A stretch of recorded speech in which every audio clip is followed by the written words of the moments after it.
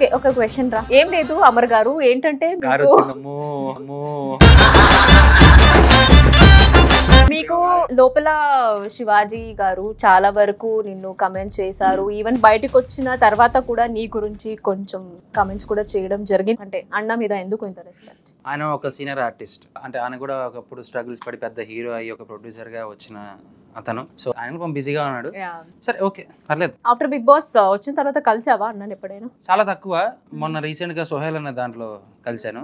ఎప్పటికైనా అందరూ మాట్లాడుకోవాల్సిందే, మన పనులు మనం చేసుకోవాల్సిందే. దిస్ ఆర్ ఇండస్ట్రీ, మీరు అది గుర్తుపెట్టుకుంటే బాగుంటది. అండ్ కలిసాడు, మేము కూడా కలుస్తున్నాము, మేము అందరూ బానే ఉన్నాము. ఆఫ్టర్ బిగ్ బాస్ వరకే వచ్చిన తర్వాత మేము అందరూ ఫ్రెండ్స్ నార్మల్ గానే ఉన్నాము. మీరు కొంచెం పర్సనల్ గా తీసుకుంటున్నారు అంతే. అండ్ ఇంకోటి క్వశ్చన్ రా, బిగ్ బాస్ హౌస్ లో ఎవరు బ్యూటీ క్వీన్? నాకు తెలియదు సార్. వండర్ ఉమెన్ కి ఇచ్చినందుకే ఇప్పటికీ వండర్లు కనిపిస్తున్నాయి నాకు. అయ్యా, అందమైన అందగత్తే అసలు మామూలు సూపర్ ఫిగర్ అంటే కిరణ్ రాథోడ్ గారు. 1 వీక్ ఉన్నా కానీ ఒక ఊపు వెళ్ళిపోయారు, అందరినీ తెలిసి. అసలు అమ్మ గురించి ఏం చెప్తావు షకీలమ్మ? నేను కరెక్ట్ గా మారడానికి, నేను బాగుండడానికి ప్రధాన కారణం అమ్మే. నిజం చెప్తాను కదా, తేజు గురించైనా కానీ, మా అమ్మ గురించైనా కానీ, నా పర్సనల్ లైఫ్ని చాలా వరకు ఆవిడ నన్ను రైట్ ట్రాక్లో తీసుకొచ్చింది. నిజం చెప్పాలంటే నాకు సొంత అమ్మ అనే ఫీల్ కన్నా నాకు సొంత అమ్మే.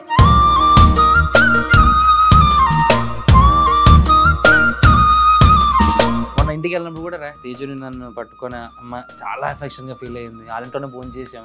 ఆ రోజు నా మీద అటాక్ అయినప్పుడు అంట అమ్మ అసలు ఏడ్ చేసింది. తేజుకి కూడా ఫోన్ చేసి చాలా ఏడ్ చేసిందంట.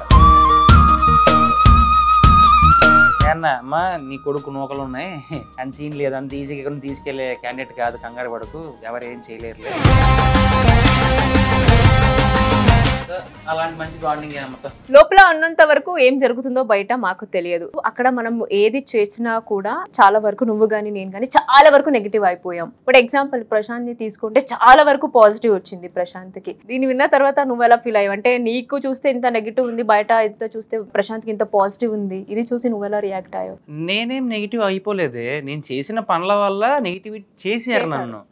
ఈజ్ అ కంటెంట్ క్రియేటర్ కదా, ఈజ్ అ ముందు నుంచే, లోపల రాకముందు నుంచే ఈజ్ అన్ వెరీ గుడ్ మంచి యూట్యూబర్. వాడికి తెలుసు అంటే ఎలా క్రియేట్ చేసుకోవచ్చు అనేది తెలుసు. Good knowledge about that. ఆ మాటలు కూడా వేస్ట్ అబ్బా మనకి ఎందుకు. ఇంకోటి ఏంటంటే ప్రతి ఒక్కరు చెప్పారు, అండ్ లోపల మనము కూడా కొన్ని సందర్భాల్లో ఈ ఒక్క సిచ్యువేషన్ ని డిస్కస్ కూడా చేసుకున్నాము. అరే, ఎక్కడ ఒక్క చోట నువ్వే ఇక్కడ ఉన్న ప్రశాంత్ కి చాలా హైప్ ఇచ్చి నువ్వే లేపావు వాడిని అనేది చాలా మంది ఒపీనియన్. నువ్వేమంటావు దీనికి? అంటే బేసిక్ నేను ఇప్పటిదాకా ఎప్పుడు మాట్లాడలేదు. సో నీది కాబట్టి, నీకు తెలుసు కాబట్టి మాట్లాడుతున్నా. సరే, చాలా మంది నాకు ఇదే మాట చెప్పారు. అది నిజమైపోతే అదే నిజం కదా. So winner ఎవడమ్మా?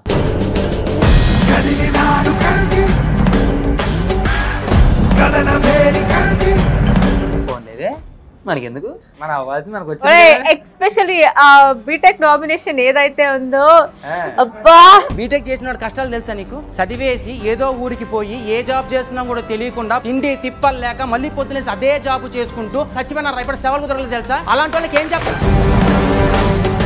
Second week nomination కదా, సెకండ్ వీక్ నామినేషన్ లోనే ఆ బీటెక్ డైలాగ్ అదంతా, అరే నువ్వు చాలా జెన్యున్ గా ఫీల్ అయ్యి అదన్నీ చెప్పావు, మాకు తెలుసు. అంటే ఎందుకు అంత ఓవర్ అగ్రెసివ్ అయిపోయి ఆ బీటెక్ అదంతా తీసుకొని నామినేట్ చేయాలని అనుకో? అదేరా, గౌతమ్ గారు చెప్పిన ముందు పాయింట్ ఏంటి, నీకు ఇన్ని డబ్బులు వస్తున్నాయి యూట్యూబ్ నుంచి, ఇంత చేస్తున్నావు, ఎప్పుడు నీ అనేది వాళ్ళకి కాకుండా వేరే వాళ్ళకి కూడా చేయొచ్చు కదరా నువ్వు అన్నాడు కదా. ఆ పాయింట్ నేను తీసుకొని ఎందుకు వీళ్ళే చేస్తావు అంటే, బికాస్ నువ్వు ఆ ఫీల్డ్ సంబంధించి కాబట్టి నువ్వు చేస్తానన్నావు. కానీ వాళ్ళొకటే కాదురా, ఇలా చాలా మంది ఉన్నారు. They are so many people. అనారోగ్యంతో బాధపడే వాళ్ళు కూడా చాలా మంది ఉన్నారు. సొంత ఊర్లో క్యాన్సర్లు వచ్చి పోయే వాళ్ళు చాలా మంది ఉన్నారు. ఇలాంటి వాళ్ళు ఉన్నారు. కన్సిడర్ చదువుకుంటూ వాళ్ళకి చదువు లేక, పాపం డబ్బులు లేక ఉన్నారు. ఇది నా సెన్స్, నేను చెప్పాలనుకున్న సెన్స్. దానికి ముందు వెనకాల కట్ చేసి పెట్టేశారు వాళ్ళు. అలాంటప్పుడు నన్ను కూడా ఒక మాట అన్నారు కదా, నువ్వు పెద్ద సీరియల్ యాక్టింగ్ చేస్తున్నావు ఆపుకో అని చెప్పి. మరి యాక్టింగ్ చేసే వాళ్ళు ఎవరు దాని గురించి రెస్పాండ్ అవ్వలేదంటే దేనికి అంటే, ఏది రియాక్ట్ అవ్వాలో, ఎవరిని ఎప్పుడు లేపాలో, ఎవడెప్పుడు లేయాలో ఆ టైం పట్టి ఆడు లేస్తాడు. ఏదో ఒక మాటకు లేసి తుఫాను సృష్టిద్దాం అనుకుంటే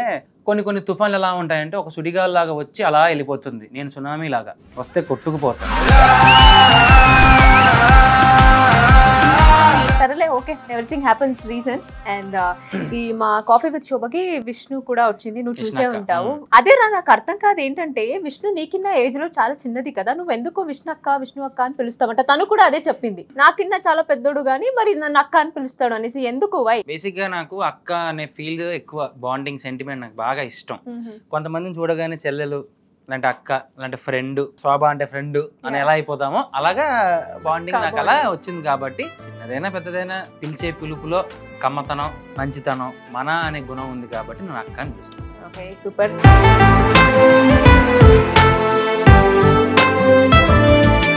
అండ్ లోపలికి వెళ్ళేంత వరకు, బయట గానీ నువ్వు లోపలికి వెళ్ళిన తర్వాత గానీ మీ ఇంట్లో అమ్మ నాన్న గానీ తేజు గానీ అఫ్ కోర్స్ నీకు చాలా చాలా చాలా సపోర్ట్ చేశారు. సో కాబట్టి తేజు గురించి నువ్వేం చెప్తావు? అంటే నీకు ఎలా సపోర్ట్ చేసింది? ఎమోషనల్ గా బాగా కొంచెం డిప్రెస్ అయ్యింది. ఎందుకు అంటే మెయిన్ గా ఏంటంటే వచ్చే రాంగ్ స్టేట్మెంట్స్ కన్నా కానీ నన్ను ఎక్కువ బ్యాడ్ చేసేస్తున్నారు, బ్యాడ్ అయిపోతున్నాడు వీడని చెప్పి భయపడింది.